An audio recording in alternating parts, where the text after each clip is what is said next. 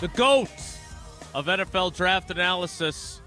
And after last year's debacle, I can't believe he came back after the allegations thrown his direction. It is the great Mel Kiper on Wilde Tausch. Mel, good morning. Thanks for joining us. How are you, buddy? I'm surviving. I was just told this morning that Johnny Unitas couldn't play in the NFL right now by Field Yates. I'm a little fired up right now, to tell you the truth. Well, Packers fans are fired up, too. I know we only have you briefly, shorter than normal, and I tend to be long-winded, as you well know. So I'm going to talk fast like you do when you're talking about prospects. Tell me about Emeka Egbuka, because the Packers are having him in on a visit, and Packers fans haven't seen a wide receiver drafted in the first round since 2002 in Javon Walker. Yeah, exactly, and I thought that's why I put Jack Besh, the wide receiver from TCU, in the second round of the Packers. The comp would be Jordy Nelson. But in terms of Emeka Egbuka, a professional receiver. He blocks. He'll make the tough catch in traffic. Unselfish player. Ran 4.48, so he didn't run quite as fast as they thought he would. Their camp thought maybe 4.39 to 4.42, but it wasn't 4.5 to 4.55 like some thought. So good hands. Had a couple drops this year, but it was just concentration drops. That's it. He's got really good hands. Precise route runner, can play slot or wide. Just a great kid. Just like I say, a true professional in his approach. Studies the game. Works hard. First one on the practice field. I mean, he's just all about ball. So Emeka Egbuka, I think late first, early second round. Mel, you have the Packers going outside linebacker. What position group do you think there's the most depth at? Because I think any defensive lineman Packer fans would be pretty excited about, wide receiver, corner. What position group do you think is the deepest in this year's draft? Well, I think that each one you can find a couple guys that might slip through the cracks, but I do think defensive tackle in particular is good. Edge rushers, it's kind of some people are high on some, a little excited about others, and down on some. So Mykel Williams is who I gave the Packers in the first round, had the ankle injury, and that prevented him from having the year expected. But he played through that injury. He didn't shut it down like a lot of guys do these days when they get hurt, just preparing for the NFL draft, getting healthy.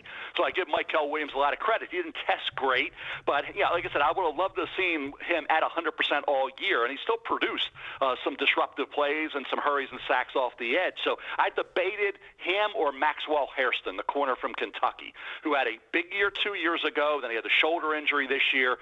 He tested great, ran under 4.4. He's the kind of guy I think goes in the late first round. So there's going to be some corners that you're going to be looking at. Olufemi Oladejo from UCLA is a pass rusher moving up. Donovan Ezeraku, pass rusher from Boston College, moving up. So there are going to be some pass rushers and some corners that are going to be there at that point for the Packers to consider. Mel, when you look at this wide receiver crop, we've talked with you every year, and they've been so good for so long. Not as good this year as a whole. How do you view it? It's not. It really isn't. I think certainly Travis Hunter is a great player, but he can play corner or wide receiver. But Matthew Golden has come on to really establish himself as the number one wide receiver. You just take Travis Hunter out of the equation. Tedero McMillan has slid down just a bit, but I still like him coming out of Arizona. We talked about Egbuka. Luther Burden III was expected to be out of Missouri, a top 15 pick. His stock dropped. It's come back a little bit. I think he's a borderline late first, early second. I mentioned Jack Besh from TCU. His teammate Savion Williams has a chance to be a good second, third-round pick for somebody. And Jaden Higgins from Iowa State's moved up to the point where he could be, like I say, solidly in that second-round discussion, as will his teammate Jalen Noel from Iowa State. And an underrated player, I think, is my kid here right around in my area, in Maryland, the Terrapins, is a kid named Ty Felton, who caught a lot of passes. I thought tested well, good athlete with sure hands and toughness. Kyle Williams is a really good game-breaker, deep threat out of Washington State. So there are some guys. Jalen Royals, Utah State, a little underrated. But these are all these guys I'm mentioning are basically, I think 6 to 7 will go in the second. I think another 5 or 6 in the third. So first round, though, you're probably going to only have, after Hunter, 2 to 3 probably. Some think 4. I think 2 to 3 receivers after Hunter go in the first round. Mel, outside of Abdul Carter, is there a surefire, this guy is going to be able to get after the quarterback at a high level right away? Because that's a spot I know Packer fans are looking at saying, man, we could use some upgrades along that group. Yeah, Mike Green from Marshall I have going to Atlanta. If he were around, he certainly had a tremendous year, as did 𝙒𝙄𝙀 from Boston College. They were the two best in terms of most production, the two best pass rushers this year in college football. 𝙒𝙀𝙇𝘿𝙀 moved from off-ball to outside at UCLA and really came on. He's a name to just think about in the late first, early second round. People are getting more enamored with him as we move through the process. And really the polarizing player in this group is James Pierce Jr. out of Tennessee. I thought he would be back in August, really competing with Mykel Williams, maybe be a top 5 pick or number 1 pick overall. Didn't produce the results expected. Tested pretty well, but he's a borderline first-round pick too, so he'll be in that mix when the Packers are on the clock. So overall, after that group, there's a drop-off. I like David Walker out of Central Arkansas. I think he's a late 2, but after that, there's not a lot to speak of. So no, this is not a year in terms of you got to get lucky. You got to get really fortunate. Even a Shamar Stewart, the number 1 true defensive end, he had 1.5 sacks this past year.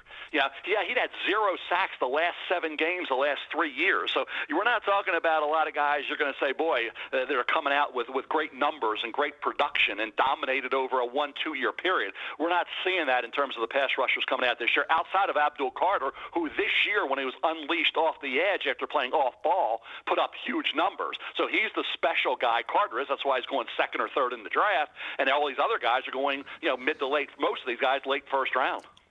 Talking with Mel Kiper on Wilde Tausch. Mel, you mentioned Shamar Stewart. He came in for a visit as well, and we know that Goody doesn't squander his top 30 visits on subterfuge. Give our fans a little bit better idea because, as you mentioned, the production not there, the potential there, though. What do you feel about him? I see you've got him going 29th right now to the Commanders. Yeah, I thought about 17 to the Bengals. There were plenty of spots you could put Shamar Stewart. Teams want to roll the dice on talent. Talking about a kid that he's the LTPer of this draft at defensive end. He looks the part. You put him in a computer and you say, what do we need physically, athletically? Checks every box. But then you say, okay, if you want production, and when you watch him, he's blocked by guys who aren't going to play in the NFL. I mean, it's just not the fact that people say, well, he got hurries. I went to games where he just wasn't dominating. He wasn't making his presence felt against guys, like I say, who are not going to be playing in the National Football League on those offensive lines that he went up against. That's disturbing. That certainly has to be concerning when you talk about 1.5 sacks, not only this year, but each of the last 3 years, okay? That's 4.5 for his career. As I said, the last 7 games of the last 3 seasons, he did not record a sack. Now, Oweh came out of Penn State, went to my Baltimore Ravens, didn't have a sack his final year at Penn State, had 10 sacks this past year with the Ravens. He's still not a great pass rusher. He's not what they thought he would be, but he had sacks this past year. Hunter came out of LSU, went in with the 4th round, has 99 career sacks. Danielle Hunter does. So there have been, outliers, guys that didn't have the sack production in college that did in the NFL, but they're few and far between. Thank God you talk fast because I know we're limited on time. Mel, your often radio co-host Gabe Neitzel, who says hello, by the way, is concerned. Oh, silent Neitzel. There we go. He is concerned about the Packers' cornerback group, especially if they're going to move on from Jair Alexander. What do you see in this draft, both around where they're picking at 23 and then later on in the draft that they could get on day 2 or day 3? Well, that's like you say, what can they get down the line? And I think if they don't take the corner, in the first-round corners that will be in the mix will be Maxwell Hairston, Kentucky, and 𝙒𝙄𝙀 Thomas from Florida State, and Trey Amos from Ole Miss. I think there's a couple injured corners that are going to be interesting. Benjamin Morrison and Savone Revel Jr. were hurt this year, didn't finish out the year, only played early on, and didn't have this final year to really rise up boards and get into the first round. Where will they go? Medical is going to be big for both Morrison and Revel Jr. Darian Porter out of Iowa State's raw, talented, be great on special teams early on. What does he develop into? Then you get into a lot of guys that are hit or miss. So it's not there's a lot of guys that have a chance, but they're not defined. So most of these other corners are 3rd, 4th rounders. Guys like Quincy Riley, Louisville, Caleb Ransaw, Tulane, Mac McWilliams, UCF, down to Upton Stout from Western Kentucky. It's just not a lot of guys that you say, I know what I'm getting here. I know I get a potential starter. I might get a nickel dime, but I'm not necessarily getting even a number 2 corner. So that's a position you got to just, like I say, you got to get the right guy because there's going to be some disappointments in that group. All right, Mel, we got to get your Badger guys' evaluations. Hunter Wooler, I think, is going to be the first Badger off the board. What do you see from him? Where do you think he's going to go? I think he goes day 3. It just depends upon whether it's the 5th, 6th, 7th round area. I liked him at Wisconsin. Obviously, a really good player. He tackles well. He's got a chance in the NFL. We thought Jim Leonard come out of his program, and then we gave him a shot. Look what Jim Leonard developed into. Hunter Wohler's going to have a chance to make a team, and we'll see what happens in terms of down the road. DK left to go to Florida, the wide receiver, and he's moved up to the point where he could be in the mix to maybe be a 3rd-round draft choice. So overall, I think you look at where Wohler will go. Like I say, somewhere mid to late day 3. And how about Jack Nelson and Joe Huber, both offensive linemen? And I know you have a high affinity for Wisconsin linemen. Some of them, where do you anyway. think those guys go? Yeah, I do. Jack Nelson, definitely. Jack Nelson right now is my 10th. He has the same grade, anywhere between 10 and 13 on the offensive tackle board right now. I have a 3rd, 4th round grade on Jack Nelson. So, yes, he will go probably ahead of Wohler the way it looks right now and be a guy. Like I said, DK left to go to Florida. He'll be, I could say, in that 3rd round mix. But I think you would look at Jack Nelson as a guy. And an offensive tackle group where a lot of these guys are projecting to guard. It just has not turned out to be a great group of tackles. After you get past maybe the 12th, 13th tackle, good luck on that. So you're going to have to, most of these guys will be late-round picks. So there's not a lot of depth at that position because, like I said, a lot of these guys, I'm moving inside to the guard spot. Hard to believe that Tausch's projection for a Wisconsin pick was not as accurate as yours was. Mel, we know you got to do TV. We appreciate you. You're the best. Thanks. Say hi to Gabe for me. Will do. That is Mel Kiper Jr. You can watch him on First Take coming up momentarily, I believe, but you're going to stay tuned to us as well on YouTube and across ESPN Wisconsin. He's, we obviously get to talk to him every year. Doesn't sound like corner. Doesn't sound like we're going to be digging around. That was not for encouraging. No, and also not entirely. Like I thought, Shamar Stewart, given the fact that he was one of the first players that the Packers had in on a top 30 visit. He posted a picture of Lambeau Field, and but I had seen that number of his lack of productivity. But maybe Goody doesn't care about that. He loves the RAS score, so maybe I'll have to check Shamar Stewart's RAS score to figure out how that plays into his draft status. Your projection on Hunter Wohler was slightly higher than Mel's.